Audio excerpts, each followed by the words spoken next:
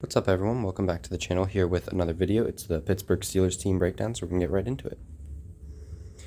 Last season, Steelers, pretty successful season, I think, based on expectations for the team.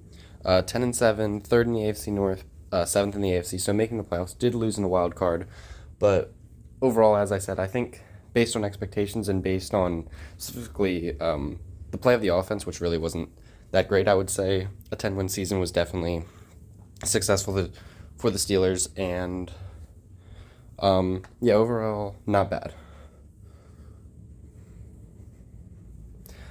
Looking at how the team has changed, for notable losses, I'd say the main one pictured here, Diontae Johnson, losing him on offense at wide receiver 2 is definitely felt. Receiving depth taking a hit in an offense that was already not amazing. Also completely redoing your QB room, losing Trubisky and Kenny Pickett, and then obviously adding new quarterbacks in, which we'll get to in a second. Also losing just a lot of other depth players on both sides of the ball. O-line took a hit. More receiver depth as well, losing Allen Robinson. So a lot of players lost, but none that are too major. More like depth pieces and guys that aren't going to be super hard to replace. Looking at their notable additions, obviously already mentioned their added QBs, Justin Fields and Russell Wilson. I think that could be a very good pairing for them. Obviously, they're not paying very much for either of these guys. And I think both of them are probably an upgrade from what you were working with last year at quarterback. I do think right now Justin Fields is slated to be the backup to Russell Wilson. I do think before the season ends, Fields will take over, and I do think that he will be more successful. I feel like Justin Fields is kind of underrated. I feel that he can definitely become a solid franchise quarterback if given the opportunity, and I think he will have that chance at some point this season to take over for Russell Wilson. Because at this point in his career, I don't think Russ is really the answer, but Steelers aren't really paying him all that much. So might as well have him for the 1 year. Let Fields sit behind him for a bit, and I assume eventually take over. Looking at their other additions, also adding Patrick Queen, probably your biggest one, adding to the defense, which is already very strong. Also adding to the defense with Deshaun Elliott at safety, Dean Lowry on the defensive line, and then a pair of corners in Levi Wallace and Dante Jackson. To address the holes at receiver, which was already kind of a weaker position, and then losing Diontae Johnson and Allen Robinson, you bring in Quez Watkins and Van Jefferson, as well as Cordero Patterson could play some receiver, hybrid receiver, running back type player, going to be probably mainly a kick returner for them as well. Overall, they're not major additions to the receiving core, they're just more like depth pieces. Looking at the draft class, spent first 2 picks on the offensive line, which I think was very good to address that. Troy Fautanu in the first round and Zach Frazier in the second.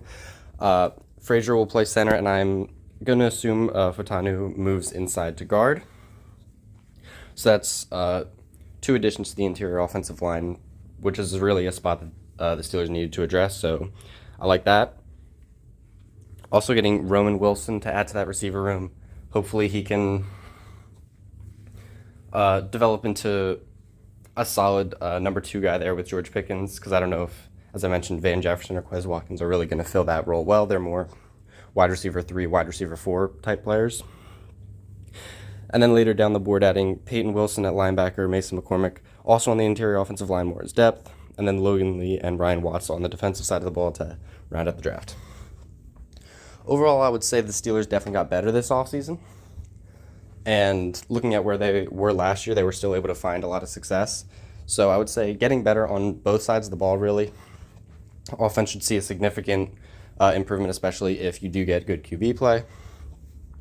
And then defensively, you still have pretty much all the main guys from last season. Then you add in a few new ones, Patrick Queen being the main one at linebacker. However, looking at their opponents, it is a very tough schedule for the Steelers. Schedule release officially came out earlier this week, and seeing the Steelers, all of their tough games are really piled up at the end of the season. It's a rough stretch of games to end the year. So although I do think the team got better. They probably will not perform better or even maybe as well as they did last season. I see a 10-win season. Despite getting better, I would not be surprised if they perform under 10 wins just because of the opponents here. Playing in the AFC North, that's always tough. That's 6 tough games right there for 2 against the Ravens, Browns, and Bengals. Then you also play the Cowboys, Giants, Chiefs, Chargers, and Jets at home. Aside from the Giants, all of those games are, I would say, pretty tough. And then away against the Eagles, Commanders, Raiders, Broncos, Colts, and Falcons. And again, I don't know if for the Steelers any of those are really quote-unquote easy wins other than maybe the Broncos, but it is definitely a very tough schedule.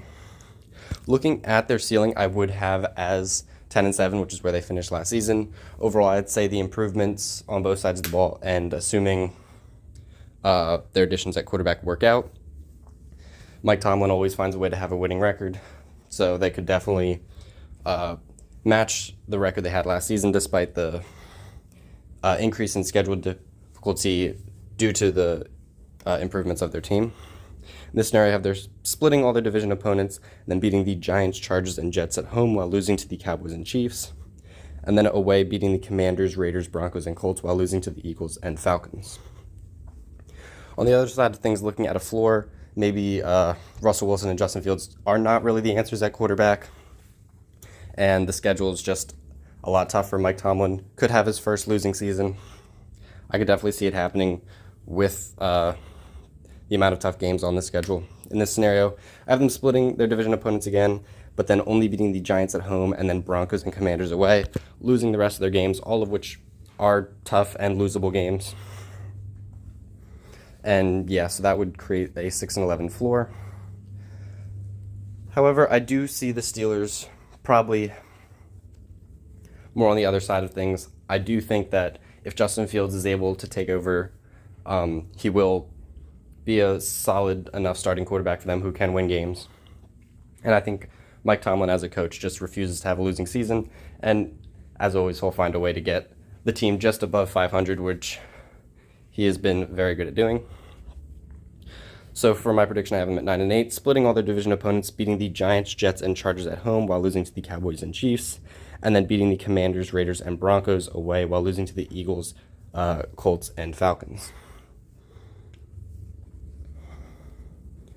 So yeah, overall, I think Steelers have a chance to, I don't know about fight for a playoff spot because the AFC is very competitive, but I think a winning record is definitely possible, and then thus towards the end of the season, maybe they find themselves competing for a playoff spot. I think the team got a lot better, but it's just going to be a tough season in terms of opponents and just the schedule as a whole. That's all I have to say about Pittsburgh Steelers. Thank you so much for watching, and feel free to like or subscribe to the channel if you enjoyed the content. I'll see you in the next video.